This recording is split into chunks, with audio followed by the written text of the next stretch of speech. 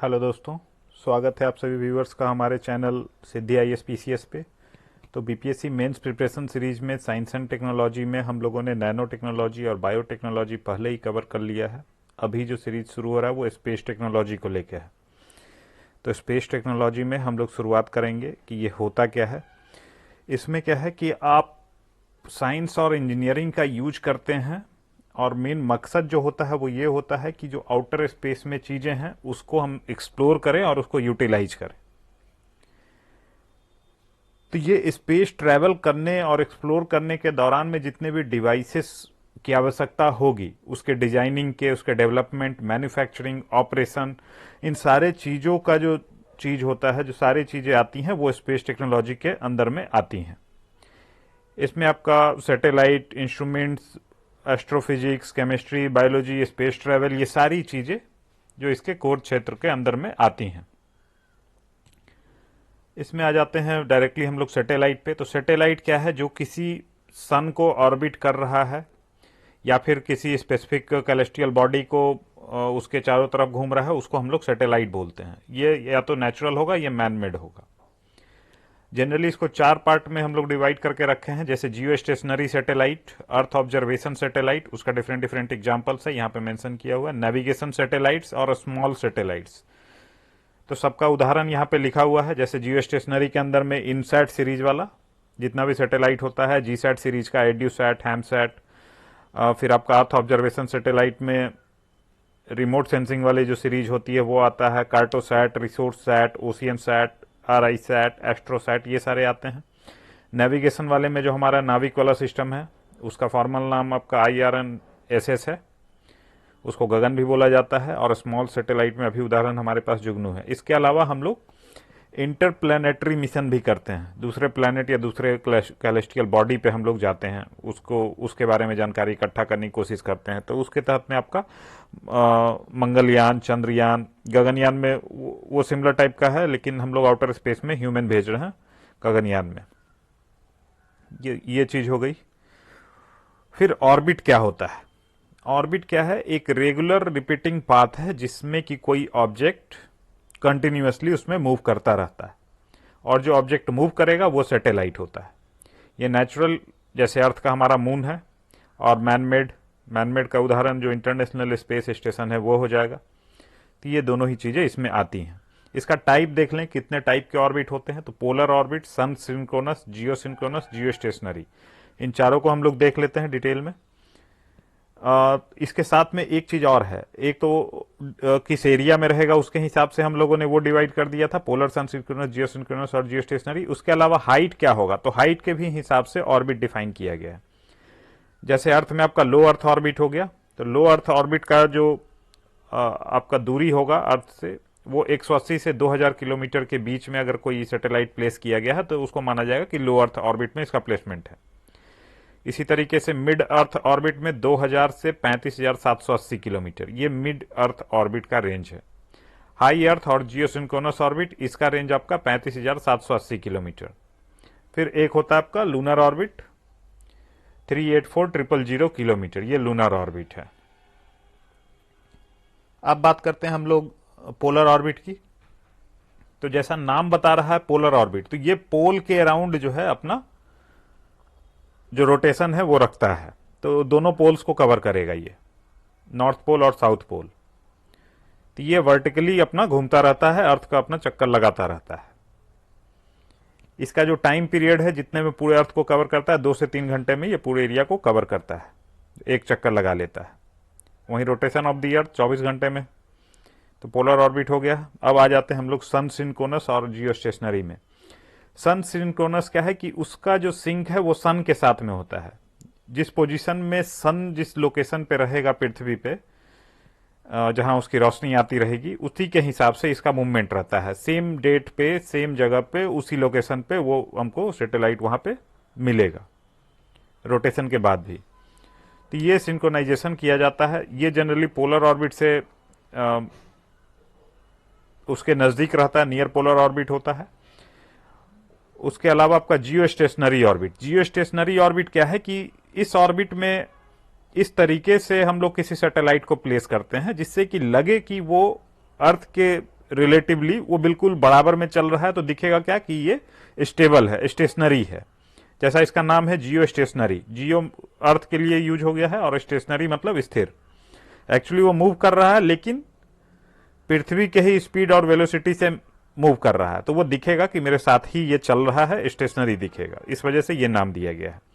इसी का एक वेराइटी होता है जियो सिंक्रोनस, जिसमें उसका स्पीड तो सेम रहता है, अर्थ के रोटेशन के बराबर रहता है, लेकिन जो इसका पाथ रहता है वो इलिप्टिकल, थोड़ा सा टिल्टेड रहता है, इंक्लिनेशन वाले पाथ पे रहता है। तो इसमें हम लोग को सेम स्पीड में रहते हुए भी वो सेम पोजीशन पे नहीं दिखेगा हर टाइम पे, तो इसी वजह से इसको जियो सिंक्रोनस बोला गया है। आगे आते हैं हम लोग। ये है इवोल्यूशन ऑफ स्पेस टेक्नोलॉजी, कैसे आगे बढ़ा है स्पेस टेक्नोलॉजी। तो 1930s 40s में जब नाजी जर्मनी चाह रही थी कि ब्रिटेन पे हमला किया जाए, तो बीच में पड़ जा रहा था इंग्लिश चैनल। तो इस डिस्टेंस को पार करने के लिए ये लोग लॉन्ग डिस्टेंस मिसाइल डेवलप कर रहे थे, और ये मिसाइल इन्होंने यूज किया था। फिर जब वर्ल्ड वॉर खत्म हो गया, ये एक्चुअली स्टार्टिंग प्रीकर्सर है कि लॉन्ग डिस्टेंस में मिसाइल के थ्रू हम लोग कवर कर सकते हैं, तो ये स्टार्टिंग पॉइंट था। इसके बाद से यूएसए और सोवियत यूनियन अपना अपना मिसाइल प्रोग्राम डेवलप करने लग गए। फिर सोवियत ने सबसे पहला जो आर्टिफिशियल सैटेलाइट लॉन्च किया 1957 में, स्पुतनिक 1। 4 साल के बाद जो रशियन साइंटिस्ट यूरी गार्गिन, ये पहले ह्यूमन रहे जिन्होंने कि पृथ्वी का चक्कर लगाया, वॉस्टॉक 1 ये स्पेसशिप था। इनका जो एल्टीट्यूड रहा 327 किलोमीटर की हाइट तक ये गए थे पृथ्वी की एटमॉस्फेयर से। नेक्स्ट जो चीज हुआ वो यूएस में हुआ है। तो यूएस में पहला सैटेलाइट लॉन्च किया गया एक्सप्लोरर 1 1958 में, मतलब रसिया के जस्ट 1 साल के बाद। 1961 में एलन शेपर्ड ये स्पेस में फ्लाई करने वाले पहले अमेरिकन बने, और वहीं अगर अर्थ के चक्कर की बात की जाए तो उसमें जॉन ग्लेन साहब हैं, इन्होंने पहले अमेरिकन बने जिन्होंने कि अर्थ का चक्कर लगाया। फिर मून पे भी लैंड करना एक नेशनल टारगेट बन गया था जॉन एफ कैनेडी जी का। 1961 का उनका जो इलेक्शन था उसमें उन्होंने बोला था कि हम लोग जो है आने वाले डेकेड में हम लोग मून पे लैंड करेंगे।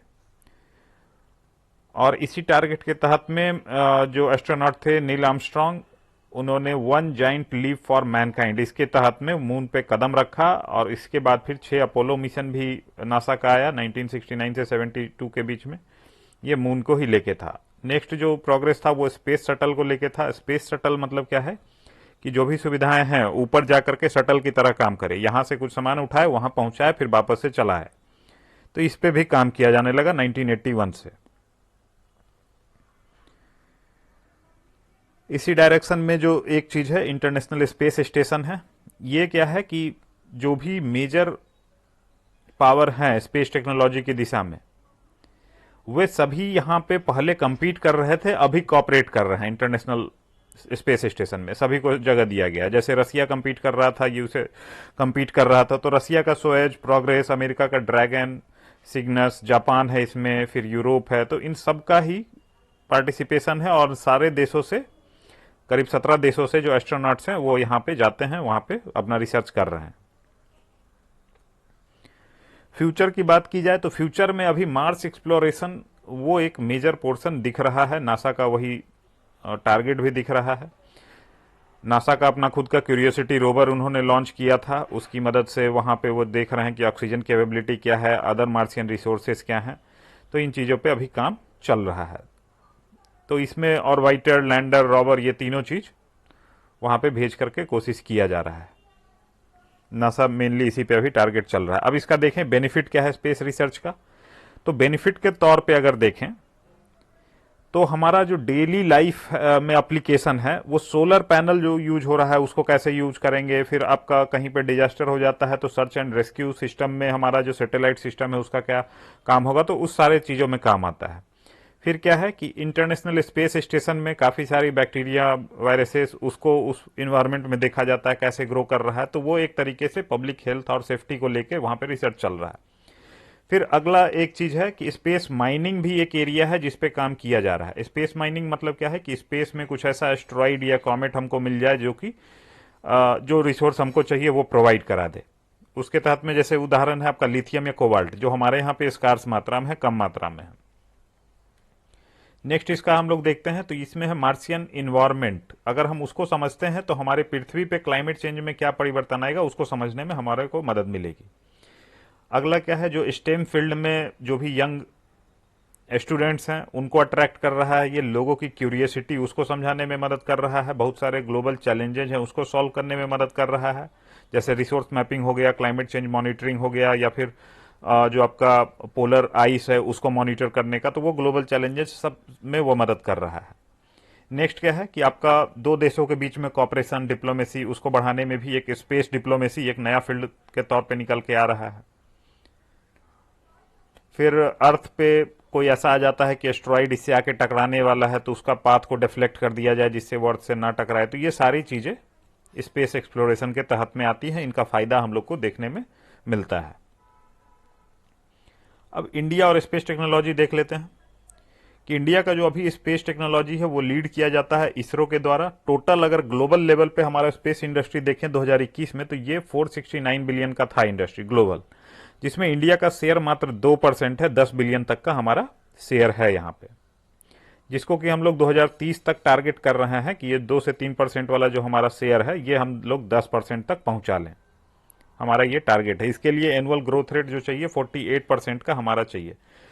इस काम को करने के लिए जो प्राइवेट सेक्टर का पार्टिसिपेशन है वो बहुत ही अहम है। उनका अगर पार्टिसिपेशन नहीं बढ़ाएंगे तो हम लोग का यही प्रोग्रेस स्टैग्नेंट रहेगा, फंसा रहेगा। इसके लिए हम लोगों ने काफी सारा कदम उठाया है, उसको हम लोग आगे इस वीडियो में ही देखेंगे। अभी हम लोग देख लेते हैं कि कैसे ग्रोथ हो रहा है। तो 2020 में जो हमारा स्पेस सेक्टर का अगर वैल्यूएशन देखें तो 2020 में $10.4 बिलियन का इवैल्यूएशन रहा। 2024 तक हम लोग टारगेट कर रहे हैं कि $50 बिलियन तक हम लोग पहुंचे। नेक्स्ट उसका स्पेस मिशन जो इसरो का कुछ कुछ प्लान है और जो एक्टिव हुआ है उसका डिटेल दिया गया है तीनों साल में, 2019, 20 और 21 में। 22 का भी ईयर कवर किया गया है। ये बहुत ज़्यादा इंपॉर्टेंट नहीं है, बट स्टिल अगर आपको रुचि है तो इसके बारे में आप पढ़ सकते हैं, जान सकते हैं। इसका इवोल्यूशन देखें, हमारे यहाँ पे स्पेस का जो रिसर्च है वो कैसे विकसित हुआ है। तो 1920s में इंडियन साइंटिस्ट एस.के. मित्रा जी,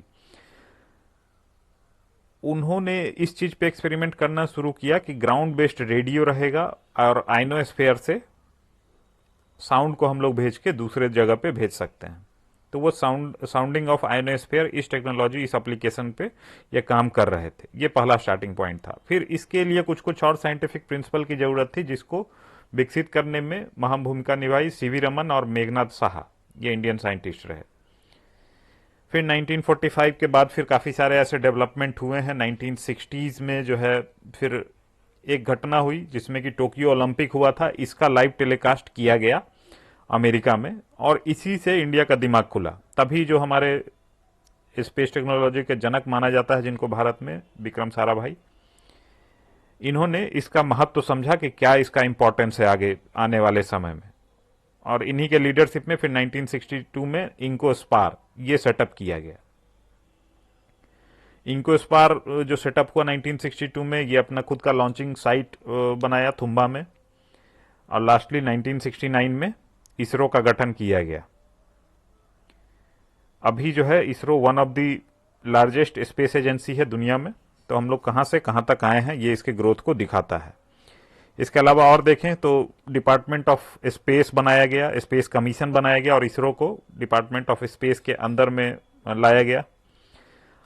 हम लोग जो मेजर ऑपरेशनल जो हमारा सैटेलाइट है उसमें Indian national satellite INSAT category, ये हम लोग यूज करते हैं टेलीकम्युनिकेशन, टेलीविजन का जो सिग्नल आता है वो मौसम संबंधी जानकारी के लिए हम लोग यूज करते हैं। आई एन सैट वाला, जो जी सैट वाला कैटेगरी होता है वो। दूसरा होता है रिमोट सेंसिंग के लिए, तो इसको हम लोग अर्थ ऑब्जर्वेशन सैटेलाइट भी बोलते हैं। इसका मेन काम क्या है कि नेचुरल रिसोर्सेज के मॉनिटरिंग और मैनेजमेंट के लिए और डिजास्टर मैनेजमेंट में सपोर्ट उपलब्ध कराने के लिए हम लोग इसका यूज करते हैं। तो ये दो मेजर सीरीज हम लोग का चलता है। जो पहला हम लोगों का एक्सपेरिमेंट था वो एप्पल नाम से चला, एरियन पैसेंजर पेलोड एक्सपेरिमेंट। ये हम लोग यूरोप जाकर के इसको लॉन्च करवाए थे। जो पहला हम लोग लॉन्चिंग कराए हैं वहां से करवाए, एरियन व्हीकल से, यूरोप में। जो हम लोग का खुद रिलायबल अगर माना जाए कि लॉन्चिंग शुरू हुआ है तो वो 1994 में शुरू हुआ है, और जो PSLV है लॉन्च व्हीकल जो हम लोग यूज करते हैं, पोलर सैटेलाइट लॉन्च व्हीकल, वो हमारा वर्क हॉर्स के तौर पे काम कर रहा है। बहुत ही अच्छा सक्सेस रेट है इसका। बाकी फिर हम लोगों ने GSLV पे भी काम किया है। ये सब क्या होता है इसके बारे में हम लोग डिटेल से जानेंगे आगे। फिर कुछ जो चीज़ें इसरो का अगर माना जाए कि हाईलाइट है, तो उसमें आपका चंद्रयान आ जाता है। इसको भी हम लोग डिटेल में देखेंगे, यहाँ बस नाम मेंशन है। चंद्रयान हो गया। लॉन्च व्हीकल सिस्टम में हम लोगों ने काफ़ी ग्रोथ दिखाया है। उसके अलावा आपका अर्थ ऑब्जर्वेशन सैटेलाइट, अपना खुद का नेविगेशन सैटेलाइट सिस्टम, ये सारी कुछ हम लोगों ने डेवलप किया है। डिटेल्ड आगे मिलेगा अपने को।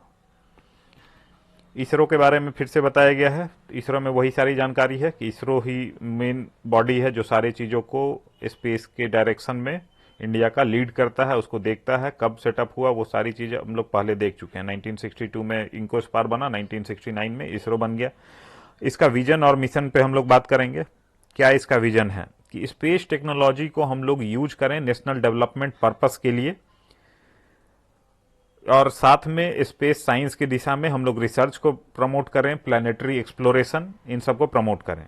फिर विजन पे अगर देखें तो विजन में हम लोग लॉन्च व्हीकल पे काम करते रहेंगे, अर्थ ऑब्जर्वेशन, कम्युनिकेशन, नेविगेशन, ये सारे दिशा में हम लोग काम करेंगे। टेलीकम्युनिकेशन, टेलीविजन, ब्रॉडकास्टिंग, ये सब इसमें आ जाता है। फिर आपका नेविगेशन सिस्टम हो गया। सोसाइटल यूसेज इस स्पेस टेक्नोलॉजी का कैसे करेंगे, तो वो भी इसके एक मिशन में आ जाता है। फिर प्राइवेट सेक्टर के पार्टिसिपेशन को आगे बढ़ाना है, प्रमोट करना है, ऑथोराइज कराना है, तो वो भी काम इन्हीं को दिया गया है। इसी का डिटेल्ड जो चीज़ है वो ऑब्जेक्टिव में आएगा। वही चीज़ डिटेल्ड में है कि लॉन्च व्हीकल में PSLV, GSLV, SSLV, जो सैटेलाइट है उसमें अर्थ ऑब्जर्वेशन सैटेलाइट, इनसैट वाला कैटेगरी, प्लानिटरी एक्सप्लोरेशन में आपका मंगलयान, चंद्रयान, वो सारा कुछ आएगा। कैपेसिटी बिल्डिंग, स्पेस टेक्नोलॉजी का promotion, international cooperation, private sector का पार्टिसिपेशन को इंक्रीज करना है, तो ये सारी बातें इसके ऑब्जेक्टिव में आ जाएंगी। वही जो मिशन में था वही उसका डिटेल्ड वर्जन यहाँ पे है। आगे आते हैं सैटेलाइट लॉन्च व्हीकल्स में। तो जो सैटेलाइट लॉन्च किया जाता है उसके लिए प्रॉपर एक सेटअप लगता है। तो वही जो प्रोपल्सन सिस्टम होता है वो लॉन्च व्हीकल है, उस पर रख के वहां तक उसको पहुंचाया जाएगा। तो इसमें डिफरेंट डिफरेंट काइंड का फ्यूल डिफरेंट डिफरेंट स्टेज पे यूज होता है। जैसे मान लीजिए यहाँ से 100 किलोमीटर जाना है, उसके लिए अलग फ्यूल, उसके 100 किलोमीटर के आगे जाना है फिर अलग फ्यूल। तो डिफरेंट डिफरेंट स्टेजेस पे होता है। तो उसमें क्या है कि एक स्टेज का फ्यूल हम लोग यूज कर लिए, फिर उतना पार्ट टूट के उससे हट जाता है, अलग हो जाता है रॉकेट से। तो जो फाइनली ऑर्बिट में हमको प्लेस करना होता है वो बहुत ही छोटा पार्ट पहुंचता है और बहुत बड़ा पार्ट पीछे ही छूट जाता है। जो पीछे छूटता है या तो वो स्पेस डेब्री में कन्वर्ट हो जाएगा, स्पेस का जो वेस्ट है उसमें कन्वर्ट हो जाएगा, या फिर हमारे एटमॉस्फेयर में री इंटर करता है और इसमें टेम्परेचर डिफरेंस होता है जिसकी वजह से वो जल के वहीं पे खत्म हो जाता है। तो इसका डिफरेंट डिफरेंट टाइप देख लेते हैं जो इंडिया में यूज हुआ। तो हम लोग सबसे पहले स्टार्ट किए थे SLV-3 से, satellite launch vehicle 3, ASLV augmented satellite launch vehicle, PSLV polar satellite launch vehicle, GSLV आपका जियोसिंक्रोनस सैटेलाइट लॉन्च व्हीकल है। इसमें जो मेन अंतर दिखेगा आपको रॉकेट का जो फ्यूल यूज हो रहा है उसमें दिखेगा, और जो उसका पेलोड कैपेसिटी है कितने दूर तक लेके जा सकता है उसमें अंतर दिखेगा। तो SLV-3 और ASLV ये इसमें सब हम लोग सॉलिड स्टेज का फ्यूल यूज करते थे। पेलोड जो है बहुत छोटा, 40 kg 150 kg उतना ही ये कैरी कर सकता था। ऑर्बिट में अगर देखें तो ये लो अर्थ ऑर्बिट तक पहुंचा सकता है। फिर आगे आ गया अपना PSLV, GSLV, ये दोनों कैटेगरी। तो इसका हम लोग देखेंगे कि कैसे जो है प्रोपल्सन है। PSLV में सॉलिड लिक्विड यूज होता है, जबकि GSLV में सॉलिड लिक्विड और क्रायोजेनिक फ्यूल यूज होता है। क्रायोजेनिक वो फ्यूल होता है जैसे कि हम लोग इसमें यूज करते हैं लिक्विड ऑक्सीजन और लिक्विड हाइड्रोजन। तो लिक्विड ऑक्सीजन और हाइड्रोजन में दिक्कत यह है कि उसको बहुत ही ज़्यादा ठंडे टेम्परेचर पे रखना होगा। जैसे जो ऑक्सीजन है उसको -183 डिग्री सेंटीग्रेड, और जो हाइड्रोजन है उसको -258 डिग्री सेंटीग्रेड के आसपास में इसको रखना होता है। वो टेम्परेचर ही मेंटेन करना एक बड़ा प्रॉब्लम का बात है। वही इसमें टेक्नोलॉजी मेजर जो ऑब्स्टेकल था जिसपे हम लोगों ने काम किया है, GSLV को हम लोगों ने डेवलप किया है। क्रायोजेनिक यूज करने से हमारा जो कैरिंग कैपेसिटी है वो काफी बढ़ गया। हम बहुत अब लगभग 10,000 किलो तक का सैटेलाइट हम लोग पहुंचा सकते हैं जियोसिंक्रोनस ऑर्बिट में। जबकि PSLV है जो हम लोग वर्क हॉर्स माना जा रहा है, तो उसमें 4 स्टेजेज होते हैं सॉलिड लिक्विड का। उस पर भी आगे हम लोग डिटेल में बात करेंगे। आगे आ जाते हैं। PSLV यही चीज है। तो ये आपका तीसरा जनरेशन है। जो पहला दो है SLV3 और ASLV, ये अब रिटायर हो चुका है, उसका यूज होता नहीं है। तो ये तीसरे जनरेशन में हम लोग इसको यूज कर रहे हैं। 1994 से हम लोग इसका चीज का यूज कर रहे हैं। ये बहुत ही ज़्यादा इसका सक्सेस रेट है, इस वजह से हम लोग इस पर ज़्यादा रिलाई करते हैं। अगर फ्यूल का देखें तो फ्यूल में 4 स्टेजेज हैं। पहला स्टेज आपका सॉलिड यूज करता है। सेकेंड स्टेज में हम लोग लिक्विड यूज करते हैं, जो कि हम लोग खुद अपना इंजन डेवलप किए हैं, जिसको नाम दिया गया है विकास इंजन। तीसरे स्टेज में फिर से सॉलिड यूज होता है। चौथे स्टेज में लिक्विड यूज होता है, जो अपर मोस्ट स्टेज है। ये 3 वेरिएंट में हमारे पास अवेलेबल है। PSLV-G generic, PSLV-CA core Elon होता है, और PSLV XL एक्स्ट्रा लार्ज वाला। तो हम लोग एक्स्ट्रा पावर ऐड करने के लिए उसमें स्ट्रैप-ऑन मोटर्स ऐड कर देते हैं, तो एक्स्ट्रा पावर उसमें मिल जाता है, तो वो ज़्यादा डिस्टेंस तक सैटेलाइट को लेके जा सकता है। अब इस सैटेलाइट बहुत ही छोटा छोटा जगह पे जाने के लिए PSLV को हम लोग देखें कि बहुत ज़्यादा ऊपर तक पेलोड को लेके नहीं जा सकता है, लेकिन हम लोग सैटेलाइट को छोटा किए, उसके हिसाब से इसको और भी डिफरेंट डिफरेंट तरीके से यूज किए हैं। इवन मार्स तक भेजने के लिए हम लोगों ने PSLV ही यूज किया था। चंद्रयान 1 में भी PSLV यूज हुआ था। तो इसी वजह से इसको जो है इवन GSLV वाला जो यूसेज है, उस ऑर्बिट में भी पहुंचाने के लिए हम लोग PSLV को यूज किए हैं। इसके साथ ही जो PSLV है, मल्टी ऑर्बिट और मल्टी सैटेलाइट मिशन में भी इसका यूज किया गया है। मतलब एक साथ में 5, 10 सैटेलाइट, 20 सैटेलाइट लेके गया, और 20 सैटेलाइट को 20 अलग अलग ऑर्बिट में प्लेस करके आया है। और तो यही ऑर्बिट, मल्टीपल ऑर्बिट को अचीव करने में ये सक्सेस रहा है।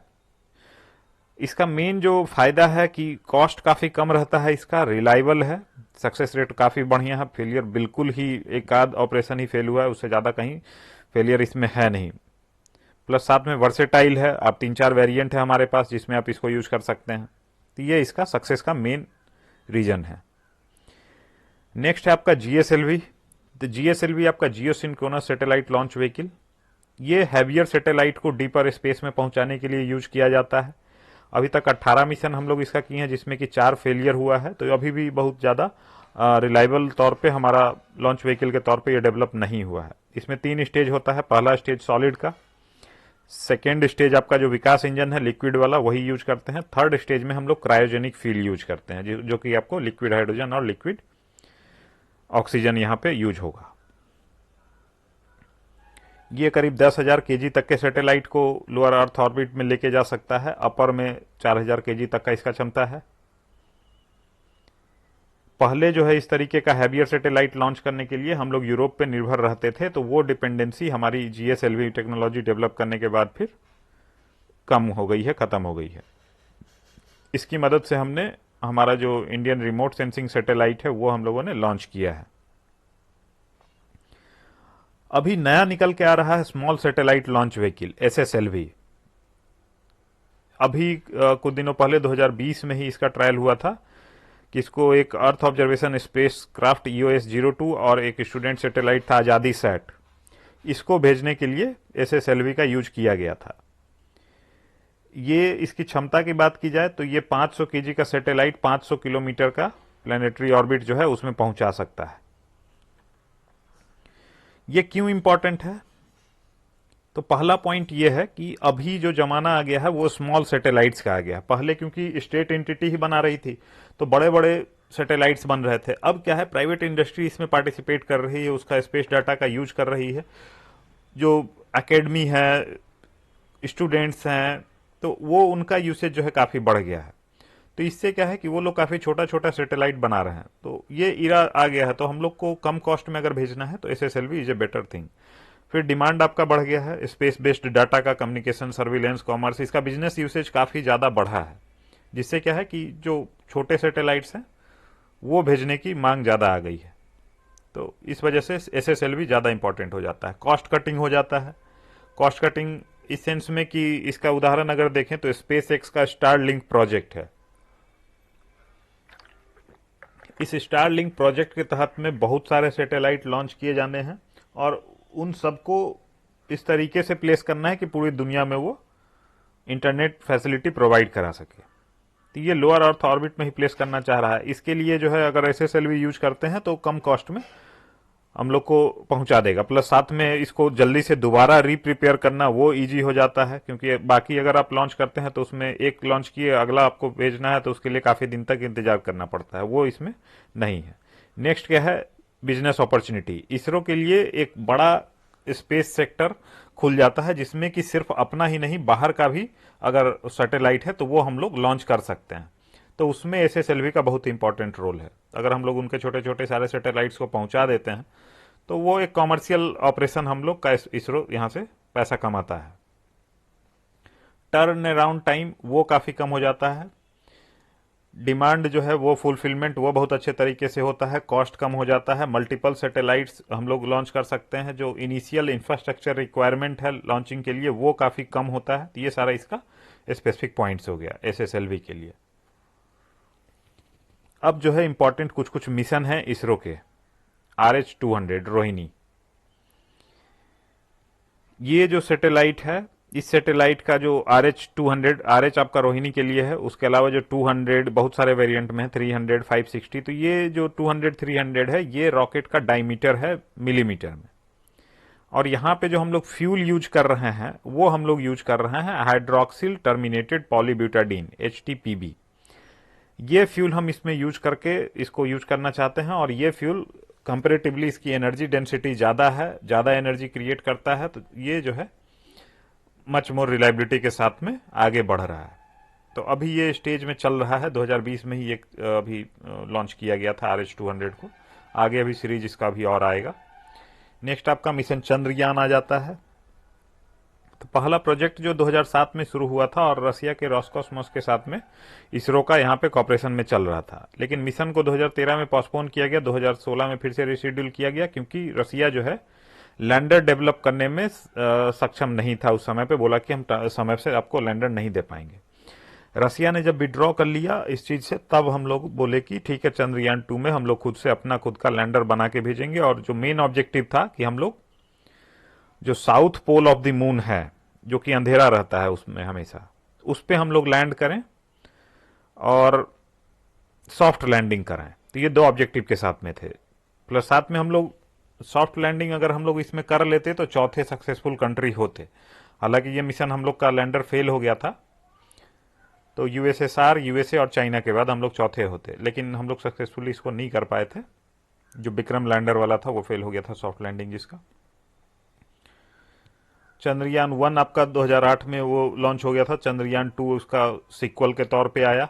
चंद्रयान 1 का अगर देखें तो 1 का जो ऑपरेशनल पीरियड था वो 2 साल इंटेंशन था कि 2 साल इसको चलाना है, लेकिन मात्र 312 दिन ही चल पाया। लेकिन इतने ही कम पीरियड में जो 95% ऑफ द प्लान्ड ऑब्जेक्टिव था वो हम लोगों ने अचीव कर लिया था चंद्रयान 1 से।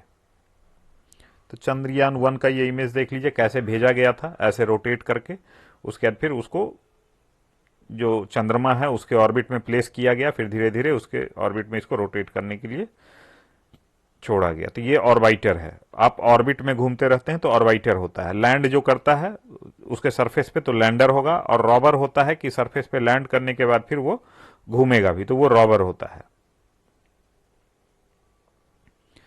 चंद्रयान 1 मिशन का फाइंडिंग अगर देखें तो एक लूनर वाटर का कंफर्म्ड प्रेजेंस ये चंद्रयान 1 की वजह से हम लोग को पता चला था। लूनर केव्स हैं due to lunar lava flow, जो वहां पे ज्वालामुखी टाइप की एक्टिविटीज होती हैं, उससे बहुत सारे केव्स टाइप की स्ट्रक्चर बने हुए हैं, उसका प्रेजेंस पे चंद्रयान 1 ने बताया था।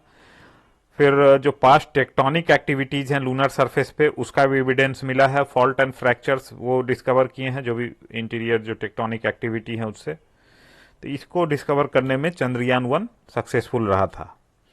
चंद्रयान 2 इसका मैंने वो पहले ही बताया कि साउथ पोल पे इसको जाना था और वहां पे लैंड करना था। लैंडर के तौर पे विक्रम भेजा गया था और रोवर के तौर पे प्रज्ञान भेजा गया था। तो हमारा जो ऑर्बिटर था वही मात्र सक्सेसफुल रहा, बाकी आपका लैंडर और रोवर ये फेल हो गया था हमारा सॉफ्ट लैंडिंग। लैंडर क्या होता है, रोवर क्या होता है, ये भी हम लोगों ने समझा दिया। लैंडर आपको उसके सरफेस पे जाएगा, स्टेशनरी रहेगा, जबकि रोवर जो होगा उसके सरफेस पे घूमेगा, उसके आगे पीछे जाएगा। ऑर्बिटर उसके ऑर्बिट में जाकर के उसका चक्कर जो है लगाता रहेगा। अब जो है लूनर का साउथ पोल फोकस करना ये क्यों जरूरी है, इस पे इतना ज्यादा दिमाग क्यों लगाया जा रहा है? क्योंकि अभी तक नॉर्थ पोल में ही जितना भी कंट्री थे सब उसी में गए हैं, साउथ पोल पे कोई नहीं गया है। तो साउथ पोल पे इस वजह से माना जा रहा है कि वहां पे जो पानी की अवेबिलिटी है उसका कुछ आइडिया हम लोग को मिलेगा कि कहाँ है, कहीं साउथ पोल में तो छिपा हुआ नहीं है पानी, कोल्ड ट्रैप्स हो उसमें कहीं फंसा हो कुछ, अगर वहां के फॉसिल रिकॉर्ड्स मिल जाए तो उससे कुछ आइडिया लगे। तो इस वजह से उस पर हम लोग टारगेट कर रहे हैं। अगर इसकी फाइंडिंग्स की बात करें तो water molecules on the moon, ये फिर से हम लोगों ने फिक्स किया है। माइनर एलिमेंट्स जैसे क्रोमियम, मैग्नीज, सोडियम, ये सब सारा चीज पहली बार जो है डिटेक्ट किया गया रिमोट सेंसिंग के थ्रू। और इस सब चीजों की जानकारी जो है, जो मैग्नेटिक इवोल्यूशन हुआ है मून का, उसके बारे में हम लोग को जानकारी दे देता है। तीसरा चीज जो सोलर फ्लेयर होता है, जो सूर्य से बहुत सारी किरणें निकलती हैं उसको सोलर फ्लेयर बोलते हैं, उसका क्या इम्पैक्ट पड़ता है। चूंकि हमारे अर्थ पे एटमॉस्फेयर है तो ये जो है बहुत सारे सोलर फ्लेयर को उसका डायरेक्शन डेविएट कर देता है, तो हमारा अर्थ जो है उससे प्रोटेक्ट हो जाता है। जबकि मून हो गया या फिर मार्स हो गया तो वो सोलर फ्लेयर को झेलते हैं, तो उस चीज को स्टडी करने के लिए भी इसका यहाँ पे यूज किया गया था। तो सोलर फ्लेयर के बारे में कुछ जानकारी मिली, फिर बाकी उसके अलावा उसका सरफेस पे कुछ क्रेटर हैं, बोल्डर्स हैं, तो उसकी भी जानकारी हम लोग को यहाँ पे प्राप्त हुई। इसी सीरीज में हम लोग चंद्रयान 3 भी लॉन्च करने जा रहे हैं जून 2023 में, और वहां पे भी हमारा टारगेट है कि हम लोग लैंडर वाला व्यवस्था लेके जाएंगे। हम लोग को लैंड वहां पे सॉफ्ट लैंडिंग करवाना है साउदर्न हेमिस्फीयर में। अगर इसरो ऐसा करता है तो पहला कंट्री ही होगा। अभी तक जो भी है नॉर्थ पोल में ही किया है चंद्रमा का, साउथ पोल में अभी तक कोई नहीं गया है। मिशन ऑब्जेक्टिव में वही सारी चीजें हैं। वाटर मॉलिक्यूल अगर मिला है तो उसको स्टडी करेंगे, और कहाँ कहाँ पे है, सिस्मोग्राफिक एक्टिविटी, एंशिएंट रॉक्स हैं उसको स्टडी करना है, साउदर्न पोल में और क्या मैकेनिज्म चल रहा है, ये सारी चीजें चंद्रयान 3 में ऑब्जेक्टिव के तौर पे लेके चला जा रहा है। नेक्स्ट आपका मार्स ऑर्बिटर मिशन मंगल।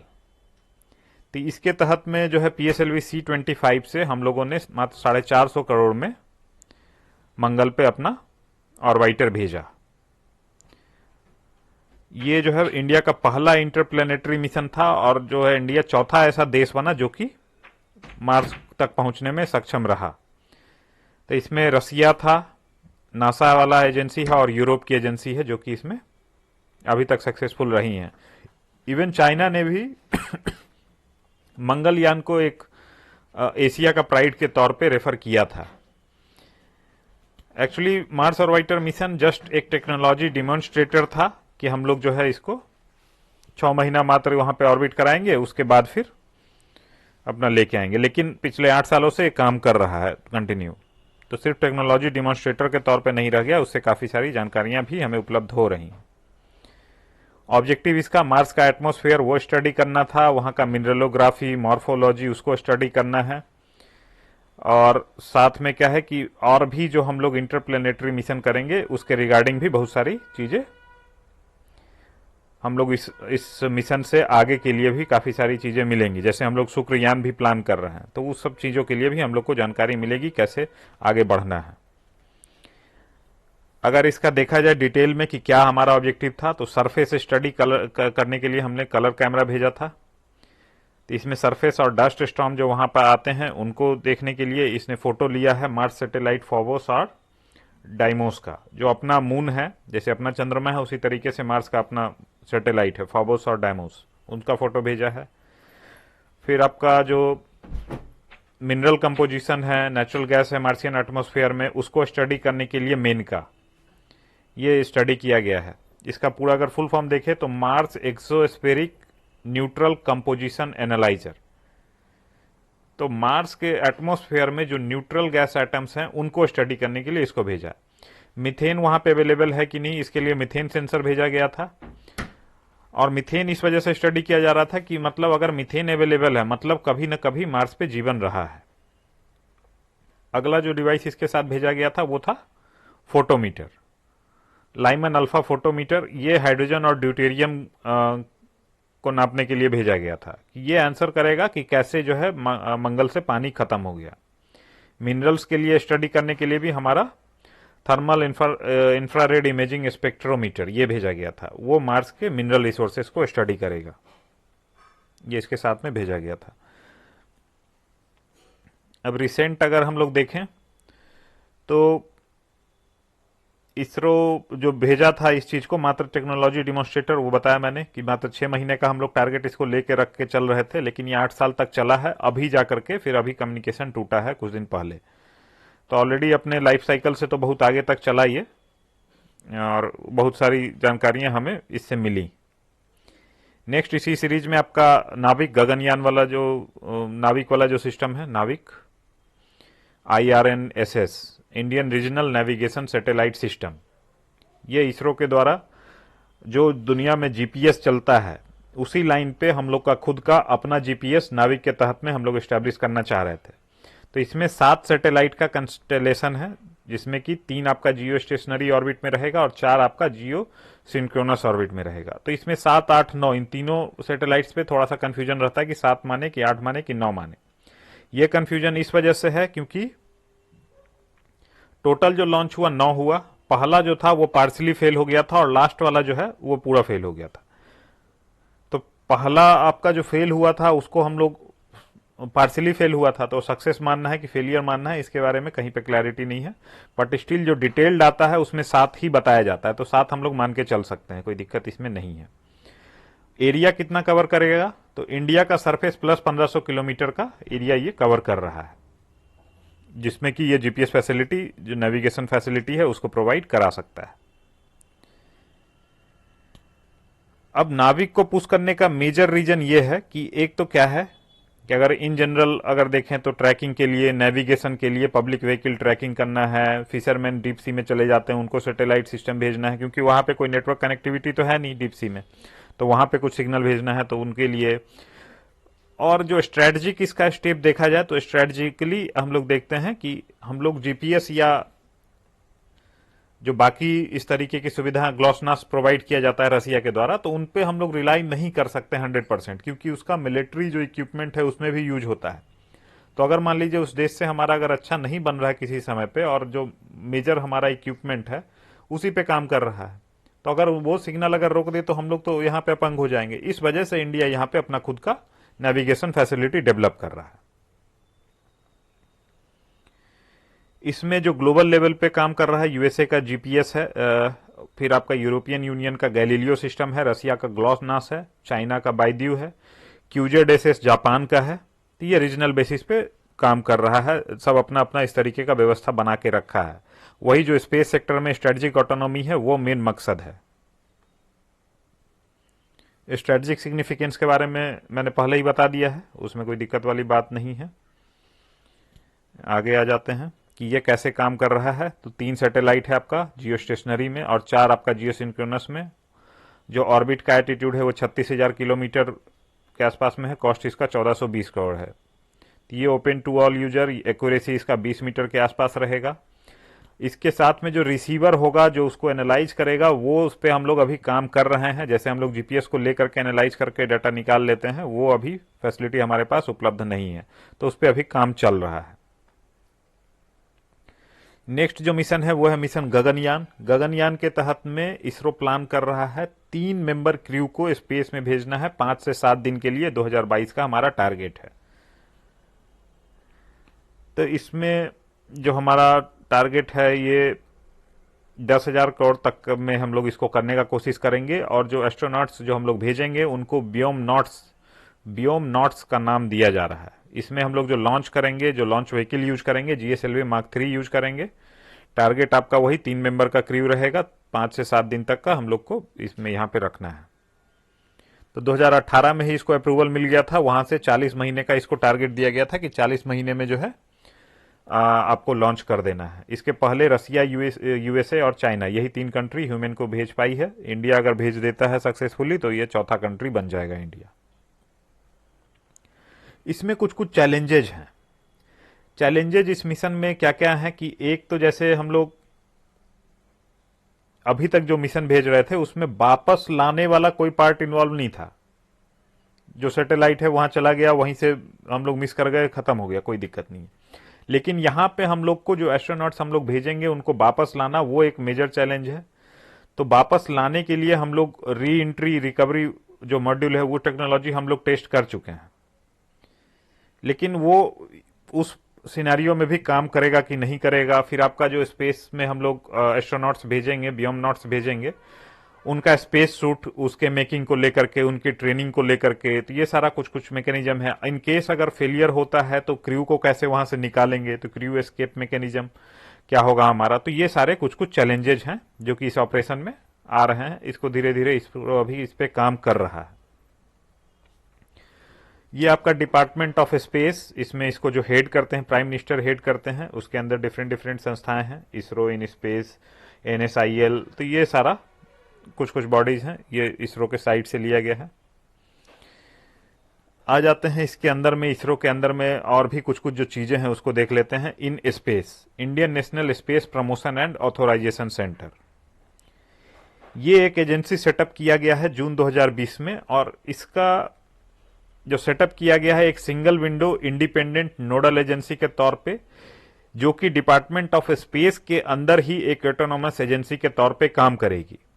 और इसका मुख्य उद्देश्य यह है कि जो नॉन गवर्नमेंटल एंटिटीज हैं, जो प्राइवेट सेक्टर हैं, उनके लिए स्पेस एक्टिविटीज में प्रमोशन, उनके एक्टिविटीज को सुपरविजन और उनको ऑथोराइज करेगी वो एक्टिविटी करने के लिए। तो ये प्राइवेट सेक्टर के लिए एक हैंड होल्डिंग टाइप की व्यवस्था है कि आपको हाथ पकड़ के हम चलना सिखा रहे हैं स्पेस की दिशा में। तो इन स्पेस का अभी तक करीब 13 सच स्टार्टअप्स हैं जिनके साथ में MOU साइन हुआ है, उनके साथ में काम चल रहा है। इसी डायरेक्शन में इन स्पेस ने इंक्यूबेशन सेंटर स्टार्ट किए हैं, बहुत सारे स्टार्टअप को फंडिंग, उनके लीगल एडवाइस, ये सारी चीजें इन स्पेस देख रही है। Private startup in Indian space industry, तो एक बनाया गया है इंडियन स्पेस एसोसिएशन, इसके बारे में भी इस वीडियो में बात की गई है। पहले हम लोग जो प्राइवेट सेक्टर आया है नया नया उसको देख लेते हैं, कि जैसे आपका दिगंतरा है, ये दिगंतरा एक इंडियन प्राइवेट कंपनी है, और इसका मेन मकसद ये है कि स्पेस डेब्री, जो स्पेस में जो कचरा है उसको ट्रैक करेगा और मॉनिटर करेगा, उसके रिगार्डिंग ये सर्विस प्रोवाइड कराने की दिशा में एक स्टार्टअप किया गया है इंडिया में स्टार्ट। नेक्स्ट आपका है बेलाट्रिक्स एरोस्पेस, ये बैंगलोर में हेडक्वार्टर है, और ये स्मॉल सैटेलाइट मैन्युफैक्चरिंग की दिशा में काम कर रहा है। अगला तथ्या अर्थ, ये जो है, जो हम लोग को सैटेलाइट से इमेज प्रोवाइड होता है उसको रियल टाइम में डीप लर्निंग एल्गोरिदम यूज करके कैसे उसको हम और बेहतर यूज कर सकते हैं, तो उस पर यह काम कर रहा है, उस डाटा के ऊपर यह काम कर रहा है। तो डीप लर्निंग टेक्नोलॉजी यहाँ पे यूज कर रहा है। तो इसके क्या है, इसका और कमर्शियल यूसेज और आगे बेहतर किया जा सकता है अगर हम लोग उस डाटा को बेहतर समझें तो। अगला स्टार्टअप है आपका स्काई रूट। तो स्काई रूट एक्चुअली जो 2 फॉर्मर इसरो साइंटिस्ट थे उनके द्वारा ही सेटअप किया गया है, और ये विक्रम रॉकेट बना रहा है स्क्रैच से। प्राइवेट सेक्टर का पहला ये अभी लॉन्च किया गया, इसके बारे में भी आगे आएगा हमारे पास, इसी वीडियो में है। अग्निकुल कॉस्मोस, ये भी मात्र 21 साल का कॉलेज स्टूडेंट है, उनके दो स्टूडेंट हैं, उनके द्वारा ये किया गया है। और ये एक 3D प्रिंटेड रॉकेट इंजन वो बनाने की बात कर रहे हैं। तो 3D प्रिंटिंग एक टेक्नोलॉजी होती है जिसमें कि आप बिल्कुल बेस से, जीरो से एक मटेरियल से उठा के बनाते हैं। जनरली जो मैन्युफैक्चरिंग होती है एक बड़ा यूनिट लेते हैं, उससे काट काट के पार्ट बनाया जाता है, तो उसको हम लोग बोलते हैं सब्सट्रैक्टिव प्रिंटिंग, सब्सट्रैक्टिव मैन्युफैक्चरिंग। ये होता है एडिटिव मैन्युफैक्चरिंग, इसमें बिल्कुल न्यूक्लियर पार्ट पे चीज को लेते हैं, जोड़ते चले जाते हैं और उससे स्ट्रक्चर हम लोग बनाते हैं। ये 3D प्रिंटिंग है, उससे ये टोटल रॉकेट इंजन बनाने की दिशा में काम कर रहा है। ये जो अभी तक और कोई जगह पे 3D प्रिंटिंग के साथ में रॉकेट इंजन प्रिपेयर नहीं हुआ है, इंडिया इस डायरेक्शन में काम कर रहा है। ग्लोबली अगर देखा जाए तो स्पेसएक्स है आपका। स्पेसएक्स बहुत ही नामी गिरामी कंपनी है, जो वेब लिंक है, बहुत सारा rocket launching facility, space shuttle facility NASA का इनके द्वारा ऑपरेट किया जाता है। मेजर चैलेंज अगर देखें तो वो है एस्योर्ड मार्केट का। यहाँ पे गवर्नमेंट है जो कि डिमांड करता है चीज़ों का, और इसरो जो है यहाँ पे सप्लाई करता है। जबकि जो प्राइवेट सेक्टर है वो डिमांड और सप्लाई दोनों ही दिशा में आने वाला है। तो इसमें क्या मार्केट होगा, कैसे चीजें होंगी, वो थोड़ा सा अनसर्टेन है, वो एक चैलेंज के तौर पे यहां दिख रहा है।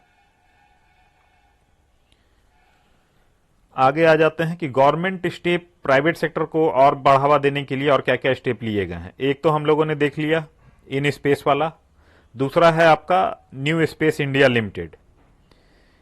ये इसका भी गठन किया गया 6 मार्च 2019 को। ये गवर्नमेंट ऑफ इंडिया के अंदर में ही काम कर रही है, डिपार्टमेंट ऑफ स्पेस के तहत में। ये कॉमर्शियल आर्म है इसरो का, और इसका प्राइमरी रिस्पॉन्सिबिलिटी ये है कि जो भी इंडियन इंडस्ट्री इस स्पेस टेक्नोलॉजी की दिशा में काम कर रहे हैं उसके लिए इनेबलिंग इन्वायरमेंट प्रोवाइड कराना इनका काम है, प्लस साथ में जो भी प्रोडक्ट और सर्विसेज इसरो लेके आ रही हैं उसका कॉमर्शियल एक्सप्लॉइटेशन किया जा सके, उसको उससे पैसा बनाया जा सके। तो ये एनएसआईएल का अपना काम है।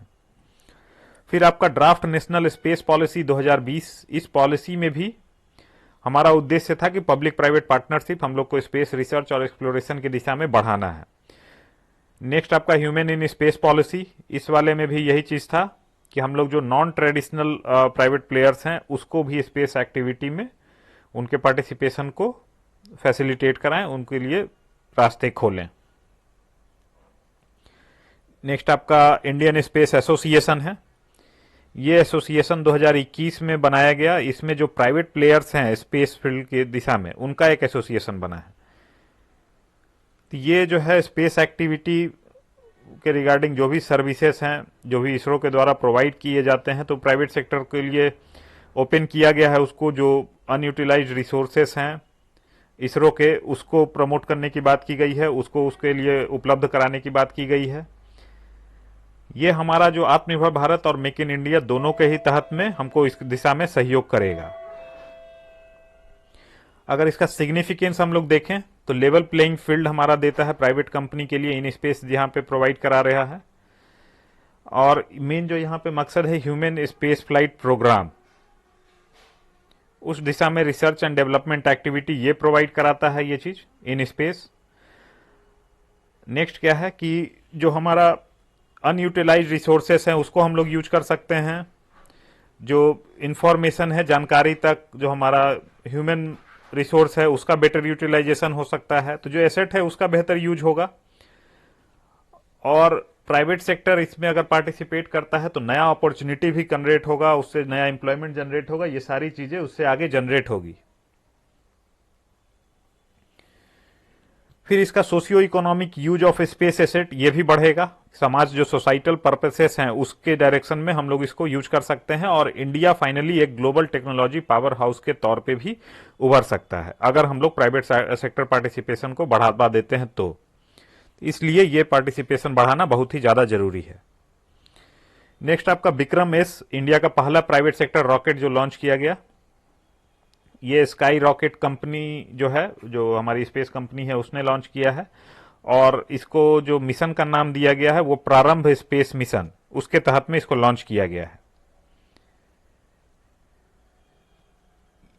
तो ये प्रारंभ मिशन जो है इसमें 3 पेलोड को इस मिशन के तहत में लॉन्च किया जाना है जो कि स्टूडेंट और डिफरेंट कंट्रीज के स्टूडेंट्स हैं उनके द्वारा डेवलप किया गया है।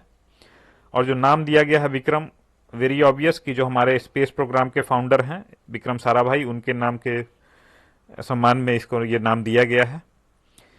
सिग्निफिकेंस ये देखें कि प्राइवेट सेक्टर कंपनी का पहला रॉकेट, दूसरा कि स्पेस सेक्टर में प्राइवेट सेक्टर पार्टिसिपेशन, वो पहला सेक्टर खुल गया है। अब इसको सपोर्ट मिल रहा है इसरो और इन स्पेस दोनों का, क्योंकि दोनों का ही ऑब्जेक्टिव एक दिया गया है कि प्राइवेट सेक्टर को आप पार्टिसिपेट कराएंगे, उनको प्रमोशन को उनको प्रमोट करेंगे और उनके यूसेज को और ज्यादा बढ़ावा देंगे।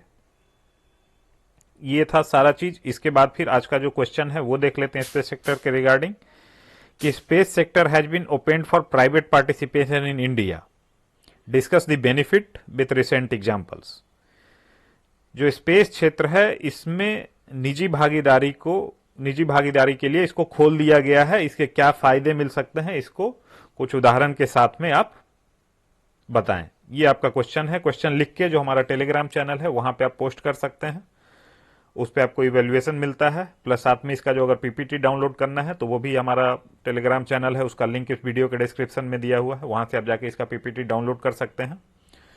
सो that's all we have for today. Thank you for watching the video.